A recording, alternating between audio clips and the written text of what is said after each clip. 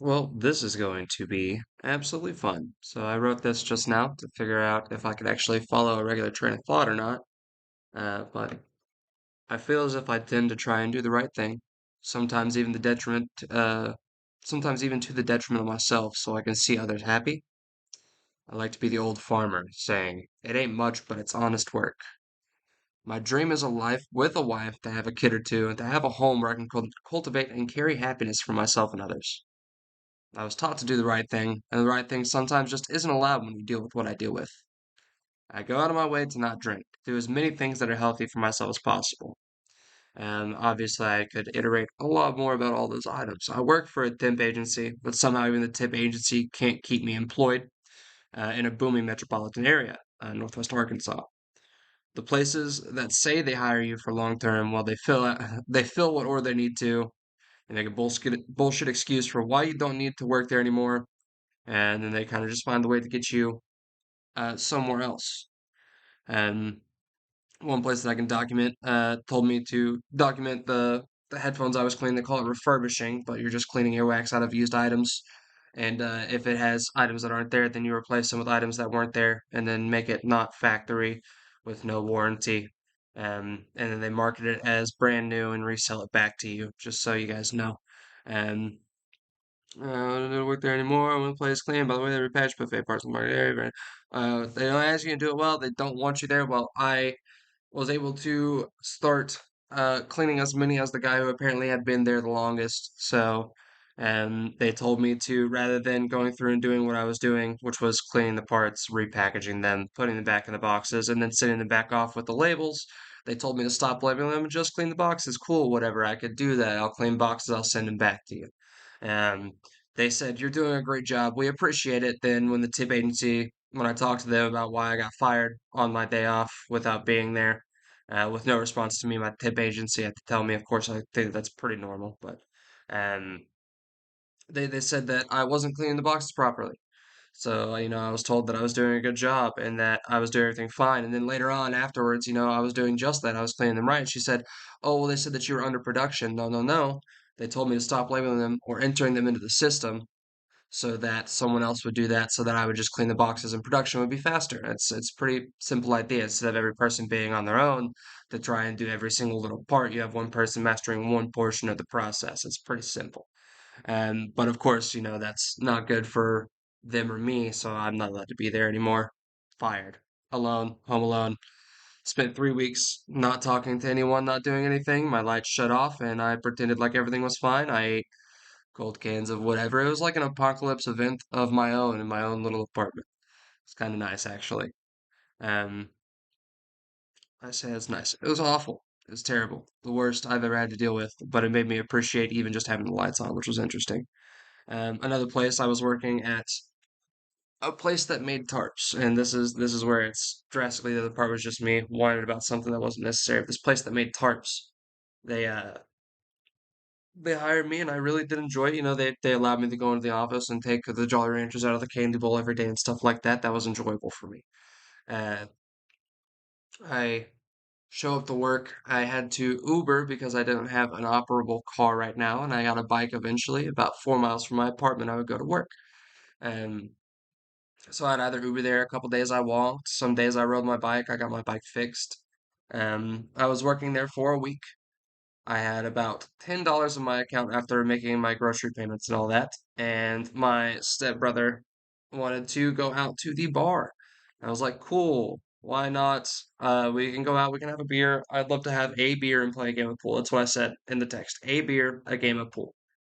He invited a friend out. Apparently, we went there on someone else's birthday party, and that made me feel kind of awkward because they were saying happy birthday to someone else, and we were just there. But um, he was like, you need to keep drinking. I was like, I only have enough for one beer. He's like, no, he got you. He'll buy you a beer. I'll buy you a beer. Okay, fine, whatever. I guess you guys are telling me that I have to keep drinking. I will be here. I will continue drinking a few beers. Um, at the end of it, he decides to throw an absolute ruckus. Well, you know why you came out tonight. You know why you wanted to be here. He said, you're a fucking alcoholic. I'm like, bro, okay, whatever. I've drank 3 times in the last month, and somehow I'm an alcoholic at this point. And I wanted to meet up with my stepbrother, have one single beer, and play a few games of pool because I enjoy doing that in my downtime. Outside of that, I do that or I play chess at home alone. Sometimes I go to the bar, have a beer like I normally do, and then play 3 games of pool by myself with no one else, and then go home. It's pretty common what I did. That was kind of the routine for myself when I did go out. Um, and when I'm out of that routine, nothing ever goes right. But I got yelled at. He basically told me that I was the world's worst being, and then he ran out of the bar, and I sat there trying not to be upset because, manly man and all. And then I also walk out of the bar and get on the bicycle that my church group had gotten me, that my brother helped to get fixed, that I was using to get to and from work. And I get on that bike and I start riding down, and I get just by Ed Coolney's, and whether I wrecked my bike or got hit by a car is up for interpretation, though it definitely goes to the latter for me. And I off the bike and I kind of just get out of the road, and I'm over in the dealership right next to the Ed Coolney's where they were arresting me. Somehow both those buildings don't have cameras on the outside of their they don't have lot facing cameras. That's weird for me to know that there are businesses like that that just don't have cameras on the outside of their um buildings. But I was in the process of getting arrested, and I was trying to remain as calm as I possibly could. I'm being put in cuffs. I just was in a wreck on a bicycle. I'm having to deal with all that, and I wake up in a cell, of course, naturally. Cops yelling at me. I'm doing push-ups and trying to remain calm, and they decide to drop the temperature as low as they could. There's shit covering the walls, all that good stuff while you're in jail. No food, no clean access to water, for about 14 hours. The second time they'd done that to me, about 14 hours of that. I'm already diabetic, so I shouldn't be drinking beer anyways, but or pre-diabetic. I'm not necessarily fully diabetic, but it does cause some issues. Um, I had to deal with that while I was in the jail cell, and then trying to state to them the fact that I was diagnosed at a young age with a form of autism. Obviously, didn't go in my favor.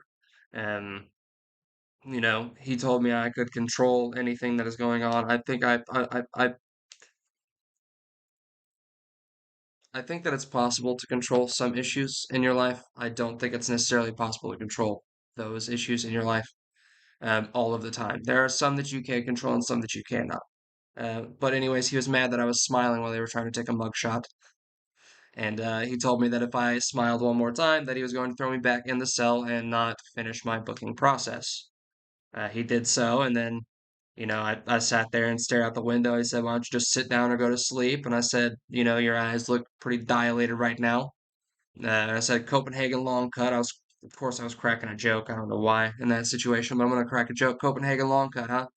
He's like, "Is this your way to be funny?" I said, "No, I just noticed that your pupils are dilated." His baby blue, a little bit of gray speckles, but his pupils were about the size of my entire eye, which I promised you was brown and not black. Um, but I was there, and when he had walked me out, I had done this whole process where, I took about 3 paces out of the cell, and then he told me to turn left. I did my left face that I had learned in marching band. Then I walked all the way to the iron door that was right there, and I faced that corner until he told me to get out of the corner. And then, of course, when I'm walking through the hallway, he tells me to go into another corner. So I take 3 steps in, and I turn into this corner again with 2 officers that are armed. Of course, they don't put any cuffs on me, obviously, because if I don't listen and I try to do anything outside of their dictation, obviously I am a threat to them at that point, and that it could have caused issues for me. But I was an honest young gentleman. I did everything that they asked me to do, um, except for not smile, which apparently caused issues. So I went back to my cell and got thrown in. They kind of dragged me there instead of letting me walk there, which wasn't very nice. And and then I sat there and said my Lord's prayers and sang my songs. Alicia Keys, I appreciate you for making beautiful music. Um, and through the whole process, I was kind of doing my thing of push-ups and singing and ice cold with a fever. It was so much fun. I was sitting there and it was cold in the cell and I was shivering because my body temperature was too high to deal with literal shit-covered walls with no socks and nothing but a shirt and a pair of pants on. And And there's a cop that showed up later on that day when I decided I was going to try and rest. I slept for about another 45 minutes. My sleeping pattern's been the same since that day. I've slept about 3 times a day and at about 2 or 3 hours apiece. Uh, the sergeant, I think his name was Sergeant Baker, showed up and he told me, he's like, there's no reason for us to have you detained. I'm like, well, da, da, da, da. Prior to that, he was like, can we get you any food or water? Sir, the food that you gave me was literally rotten. When I say rotten, I mean spoiled, like smelled spoiled when it was given to me last time. But I would very much appreciate a cup of water. And of course, singing cool, cool water. And he came back over. He's like, here's your water. And I sat down in my spot and I was calm and polite. And he was very, very kind. So I had nothing but respect for that man. He was super kind. And he said, we need you to not smile because people don't think that you're taking this seriously. They don't think that we're taking it seriously if you smile. And he's like, I was like, well, if I do that and I do exactly what I don't want to do, which is pretty much all the time what everyone's trying to get me to do anyways. Um, but, how fast am I out of here? He said, we'll have you booked out in less than 30 minutes. And it was about 23, 24 minutes later, I was out of the building. Um, the officer that tormented me for hours, when he saw my serious face, didn't seem to want to talk to me anymore. And I got a lot of sirs and thank yous and we'll have you out of here in a moment, which doesn't happen very often. Um, of course, them asking very, very arbitrary and private questions about my past with mental health and all of that good stuff was not very fun. But, when I tried to tell them outright, they just went ahead and completely didn't listen. Um, and then on my way out, my phone, of course, was dead, and I'm not allowed to use their phone at the receptionist desk like they told me. I had to give them the information. So I was like, you know what? I guess I could just walk home. So I got hit by a car, got flagrantly and unacceptably thrown into a cell without any form of health care. I was so anxious that I decided that I felt like the pain was okay and I wanted to feel more of it while I was there. I had a head injury. Um, I was completely in disregard of my mental health. And then also, when I got let out, they misplaced the bike that my church group had given me, and they had taken my necklace with my Bible quote that I wear every day off. And it was the first time that I'd have it off, except for showers, in about 4 weeks, and they had taken that off of me. And I haven't felt the same since. But uh, I walked home and, I talked to the police station the day after, do you have my bike? No, it never got turned in. So this thing that I got from my church group, they helped me get, and then afterwards with the church group helped me get this item, my brother paying to fix it. And now it's either broken and misplaced, or you guys just didn't care about my belongings in the process. um and then with the whole process of trying to file any form of complaint against the police department, I have one person telling me that it costs over $75,000 to even bring the complaint to the department, and then the Department of Justice is not going to accept the complaint at all. And then they tell me that it may still have merit, that I need to talk to someone else about it. And I can't afford that. I can't afford much in my life. Not that I'm complaining about that. I still think that I am very fortunate compared to a lot of people. And anyways, I did all that and then got fired from my subsequent job right afterwards. And, I had told the guy at work, my mom told me not to tell them. And I was like, I want to be honest with them. And they knew that I had talked to them about the autism, or whatever it is, if it's not that over analytical, if you will. And I explained to him the situation. I was like, like I feel extremely sick and I'm like in pain today. Is there anything I can do other than pulling a tarp? Yeah, sure, fine. We can find work for you to do, whatever. It's like, well, thank you. And then, that I did that one day and then I did something else the next day and then, I got fired the day after that. You've been doing a good job, but I'm gonna have to let you go. We're overstaffed on the night shift. Cool. So I am now currently unemployed with no way to make money, and my Family, I'm sure, is getting sick and tired of helping me at this point. Either that, or I'm just getting sick and tired of having to ask for help. And, but anyways, I feel like there's a story with way less explanation than actually it merits.